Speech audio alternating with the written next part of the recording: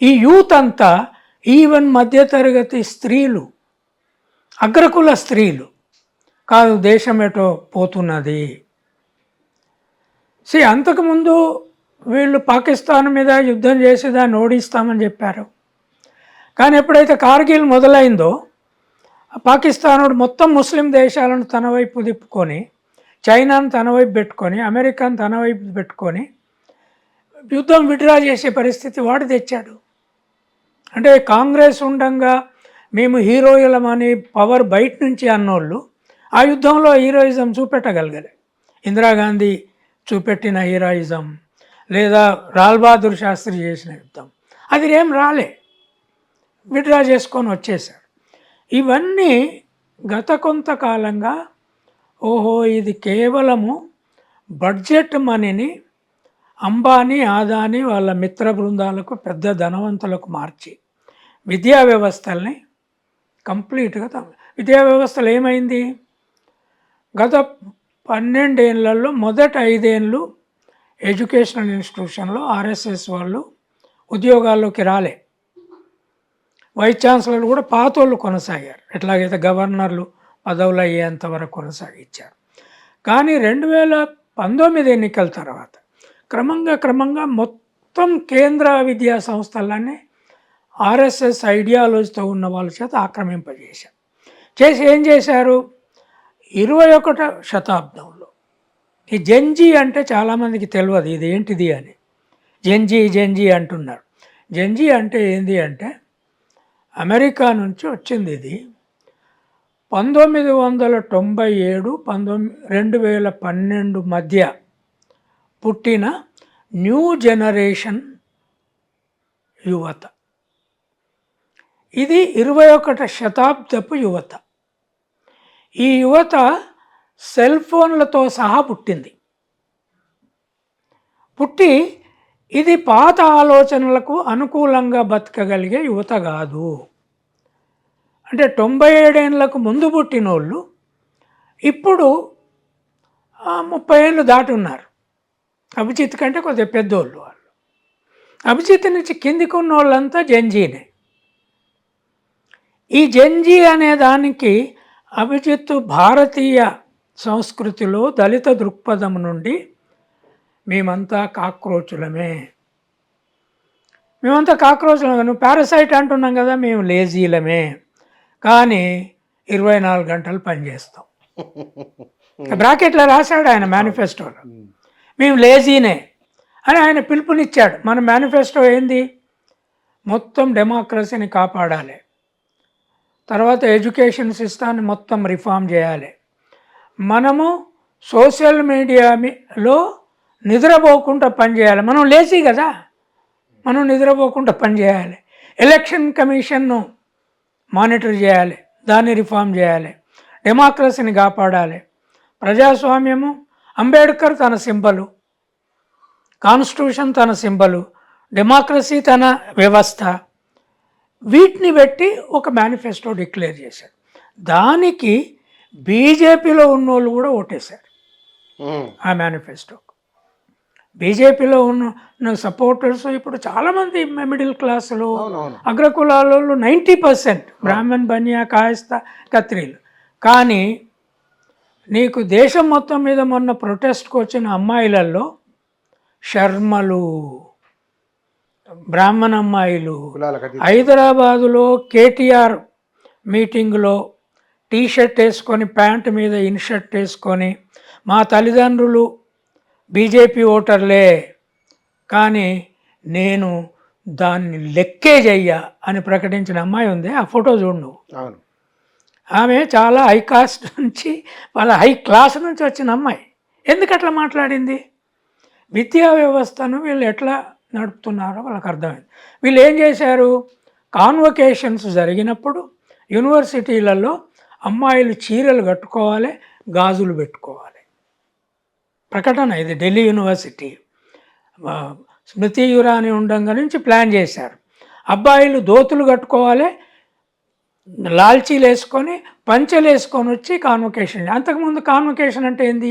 Cap, ఒక పెద్ద ఇది, తర్వాత కోటు, లేదా తెల్ల షర్ట్స్, తెల్ల ప్యాంట్లు, ఇన్ షర్టు, షూస్ ఇవి ఉండేది. ఇవి వద్దన్నారు. కానీ జంతర్ మంతర్లో చూసిన తర్వాత ఆర్ఎస్ఎస్ దిమ్మ తిరిగిపోయి ఉండాలి. వీళ్ళు చెప్పింది ఒకటి, పిల్లలు ఆలోచిస్తున్న దానికి అపోజిట్, క్వైట్ ఆపోజిట్.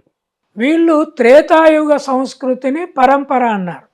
రాముని కాలం నాటిది తెచ్చిపెట్టాలి, ఆడవాళ్ళు గాజులే వేసుకోవాలి, చీరలే కట్టుకోవాలి, బొట్టు పెట్టుకోవాలి, మగవాళ్ళు అయితే బొట్టు పెట్టుకోవాలి, వెనక జుట్టు ఉండాలి. ఇది తల్లిదండ్రులు చెప్పినట్టే వినవాలని మోహన్ భగవత్ నిన్న కూడా చెప్తున్నాడు. తల్లిదండ్రులు కానీ ఆయన చెప్పినట్టు ఆయన తల్లిదండ్రులు ఆర్ఎస్ఎస్లో పోయి పెళ్లి చేసుకోకుండా ఉండమన్నారు ఆయన్ని. ఆయన పిల్లలు ఎక్కువ కనాలి అంటున్నాడు. నీకేమో పెళ్లి లేదు, పిల్లలు కనాలంటావు. తల్లిదండ్రులు చెప్పినట్టు నేను విన్నానంటావు. నువ్వు విన్నా అంటే ఆర్ఎస్ఎస్లో తిరిగే నువ్వు ఇంట్లోకి వెళ్ళిపోయి నరేంద్ర మోడీ తల్లిదండ్రులను చూడనే లేదు కదా, నువ్వు చూడనే లేదు కదా. ఏ తల్లిదండ్రులు దీన్ని ఇష్టపడతారు? నువ్వు నేను విన్నా అని చెప్తున్నాడు. ఈ జనానికి అర్థమవుతుంది, అరే ఆర్ఎస్ఎస్ అసలు దానికి రిజిస్ట్రేషనే లేదు, చట్టబద్ధంగా పనిచేయట్లేదు, 100 ఏళ్ళు ఇట్లా పనిచేస్తుంది. పెద్ద పెద్ద 7 స్టార్ హోటల్స్ను మించిన ఆఫీసులు ఉన్నాయి, అకౌంట్ లేదు బ్యాంకులో. ఈ సంస్థ దేశాన్ని నడిపితే ప్రజాస్వామ్యం ఎట్లా వస్తుందని కాలేజీ పిల్లలకు వీళ్ళు ఇంటికి పోయి కూర్చున్న పిల్లలకు కూడా ఇది అర్థమవుతలేదు. ఇది ఇన్ని కలిసి వచ్చినాయి. ఖర్గే వేసిన ప్రశ్న ఏది, ప్రియాంక ఖర్గే వేసిన ప్రశ్న ఉందే, అది మొత్తం ఆర్ఎస్ఎస్ను కుదిపేసింది.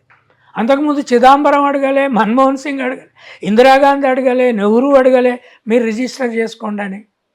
ఈ స్థితిలో కాక్రోచ్ జనతా పార్టీ పుట్టి అది ఒక పెద్ద ఎజెండాని ఏం పెట్టిందంటే, ఎన్నికల రంగమే కాదు, విద్యారంగము పూర్తిగా ధ్వంసమైంది. పేపర్ లీకులు ఎట్లా అవుతున్నాయి అనేది ఇప్పుడు అధ్యయనం ఉంది.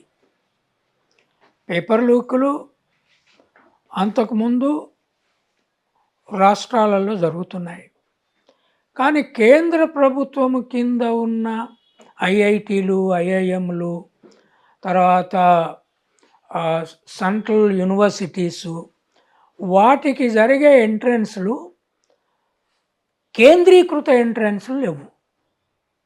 కాంగ్రెస్ వచ్చినప్పటికీ నుంచి కొంత మొదలైంది,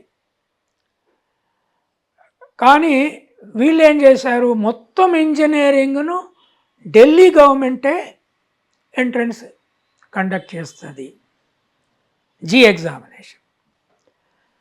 అయితే అదేమవుతుంది, లీక్ యాక్సిడెంటల్గా కావచ్చు, లీక్ ప్లాన్ ప్రకారం కావచ్చు, పైనుంచి కిందికి నెట్వర్క్ ఉండొచ్చు.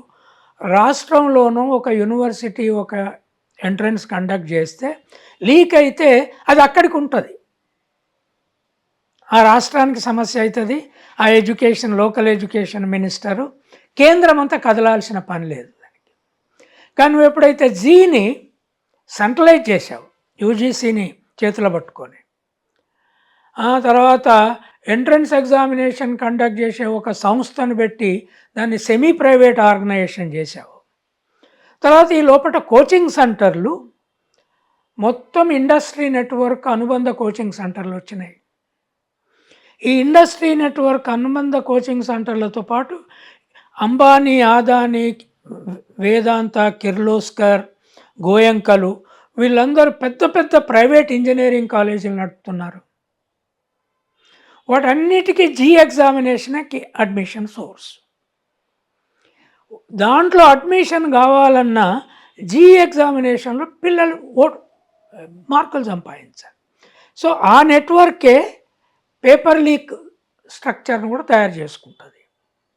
పైసలు ఇచ్చుడు, ఎగ్జామినేషన్ సెంటర్లు, పేపర్ లీక్ చేయించుకునుడు, బాగా ధనవంతులైన పిల్లలు ఇంటి దగ్గరనే వాటిని నింపుకొని పోయి అక్కడ టిక్కులు పెట్టుడే కదా ఎంట్రన్స్ అంటే, నంబర్లను టిక్కులు పెట్టుడే, రాసుడు లేదు కనుక దాన్ని కొంతమంది పట్టుకొని నంబర్లు పట్టుకొని పోతారు, కొంతమంది యాక్చువల్గా ఎగ్జామినేషన్ సెంటర్ను కరప్ట్ చేసి అక్కడున్న చీఫ్ సూపరింటెండెంట్కు డబ్బులు ఇచ్చి ఇంటికాడ తయారు చేసుకున్న పేపర్ తీసుకొని పోయి అక్కడ ఎక్కించి వస్తారు.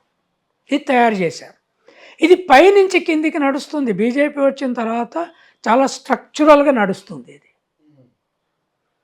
ఇది ఇంతకుముందు జరిగింది. కానీ సరే, ధర్మేంద్ర ప్రధాన్ ఒకప్పుడు చాలా డిసిప్లిన్డ్ మినిస్టరు, తర్వాత గౌరవం ఉన్న మినిస్టరు, బ్యాక్వర్డ్ క్లాస్ అతను, ఒరిస్సా అతను, ఇవన్నీ ఉన్నాయి. కానీ ఆయన చేతిలో ఇదేమీ లేదు. ఈ నెట్వర్క్ బయట పెట్టుబడిదారులు ఉన్నారు, కింద ఆర్ఎస్ఎస్ నెట్వర్క్ ఉంది. ఆయన ఆర్ఎస్ఎస్ మనిషే. ఆర్ఎస్ఎస్ సంఘం నుంచి వచ్చిన వాళ్ళనే ఎడ్యుకేషన్ మినిస్టర్గా పెడుతున్నారు వాళ్ళు. కొద్ది రోజులు స్మృతి ఇరానీ పెట్టారు, ఆమె అల్ల నుంచి వచ్చింది కాదు. ఆమె బాగా నడపలేదని ప్రకాష్ జావేడ్కర్ని పెట్టారు. ఆయన కూడా కోర్ ఆర్ఎస్ఎస్ మనిషి కాదు. ఇప్పుడు ఈయన కోర్ ఆర్ఎస్ఎస్ మనిషి. ఇప్పుడు తీసుకొచ్చిన జోషి కూడా కోర్ ఆర్ఎస్ఎస్ మనిషి.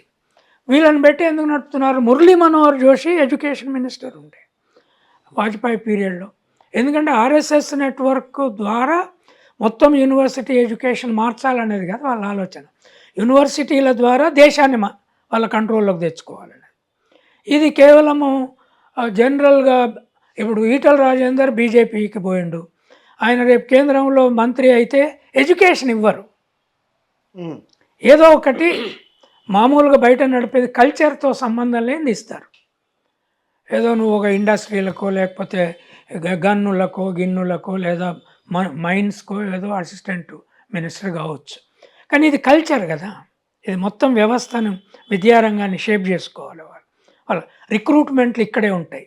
వైస్ ఛాన్సలర్ని వాళ్ళని పెట్టుకోవాలి. వాళ్ళ ద్వారా వాళ్ళ మనుషుల్ని, లెక్చరర్లను, రీడర్లను, ప్రొఫెసర్లను తయారు చేసుకోవాలి. చేశారు. గత 10 ఏళ్లలో, సెకండ్ 7 ఏళ్లలో కంప్లీట్గా మార్చేసుకున్నారు. వాళ్ళ వైస్ ఛాన్సలర్లు, వాళ్ళ శాఖల నుంచి వచ్చిన వాళ్ళకి లెక్చరర్ జాబులు, చాలామందికి పాఠాలు చెప్పరాని వాళ్ళకి కూడా లెక్చరర్ జాబులు. సిలబస్లో మార్పులు వచ్చినాయి. సిలబస్లో వాళ్ళ అంటే సనాతన ధర్మ సిలబస్ పెట్టుకున్నారు కదా. సంస్కృత్ నుంచి వచ్చిన టెక్స్ట్లలో సైన్స్ ఉన్నదని, తర్వాత హిస్టరీ ఉన్నదని, ఇవన్నీ పెట్టుకున్నారు కదా. క్రమంగా పెట్టుకుంటూ వస్తున్నారు. ఫర్ ఎగ్జాంపుల్, నేను ఎప్పటి నుంచో చెప్తున్నా, శ్రమ గౌరవ పాఠాలు చెప్పకుండా స్కూళ్ళల్లో దేశంలో సైన్స్ అండ్ టెక్నాలజీ కింద నుంచి డెవలప్ చేయలేవు. నాగలు దున్నేదాని మీద ఒక పాఠం, కుండలు చేసేదాని మీద ఒక పుస్తకం కూడా రాసిన. అది కాంగ్రెస్లో ఉండగా బ్రాహ్మణ మేధావులు పెట్టనీయలేదు, లెఫ్ట్ మేధావులు ఆ పుస్తకాన్ని అంగీకరించలేదు. వీళ్ళైతే టోటల్గా వ్యతిరేకమే, శ్రమ గౌరవానికి వ్యతిరేకమే కదా. సో అది లేదు. పై ఇంజనీరింగు విదేశీ ప్రభావం మన యూనివర్సిటీల మీద ఉండొద్దు, రామాయణ మహాభారతం వేదాల ఇది ఉండాలి అని. కానీ పిల్లల పరిస్థితి ఏంది? యూనివర్సల్ జ్ఞానం లేకుండా నువ్వు ఇంజనీరింగ్ చదివినా నువ్వేం చేయలేవు అనేది పిల్లల భావం. ఇక్కడ మనం